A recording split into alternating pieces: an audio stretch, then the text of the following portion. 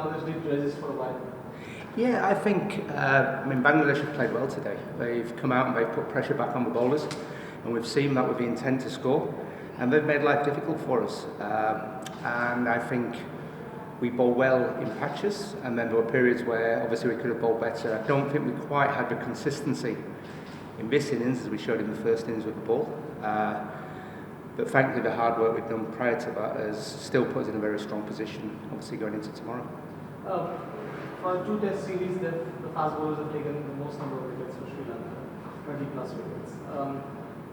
How do you assess their performance in this series? So I think this series has been absolutely fantastic. I think we've seen some good skill levels from the boys. We've seen a lot of heart, a lot of determination, a lot of passion, which is something that is very good. And I think they're learning all the time as well. They're learning how to bowl in different conditions.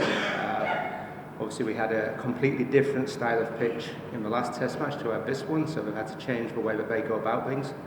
And I think they've adapted very well, so for me they're growing. We're not the finished unit as yet. I think we've still got a lot to learn. But the great thing is that they're embracing that and they're improving all the time. Anything more? Yeah. Okay. Yeah. Especially them bowling well in the Silverwood. That must have been more pleasing because they'll have bigger challenges coming up. But I mean, to bowl well in the subcontinent must be pleasing.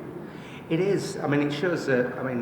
One of the things that we're working very hard on is patience and discipline. I know it's talked about a lot, obviously, in the previous few days. But again, it's a skill that we need. And if it's something that you can acquire, you can then be successful anywhere in the world. If you possess them skills when you get on green wickets at a seam, it makes you even more dangerous.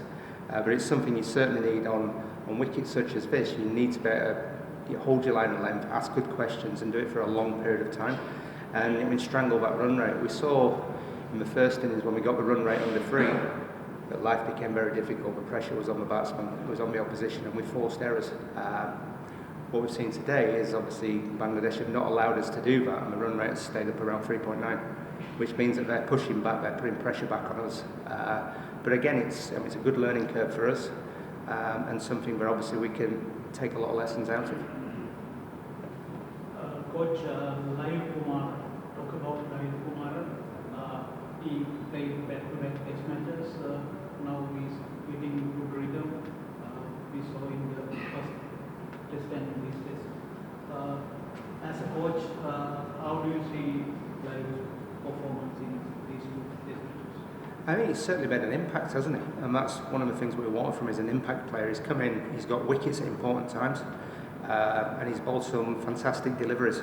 And that's why he's been great for it. He's done it throughout. Every time he comes on, he's looked dangerous, which is superb. And it's something that obviously we want to continue with him, continue to develop him.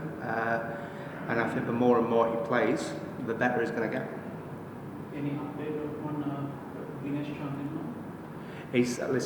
Dinesh has had to go home for personal reasons, and it's certainly something I'm not going to go into, obviously, tonight. Okay. Thank you very much. Cheers.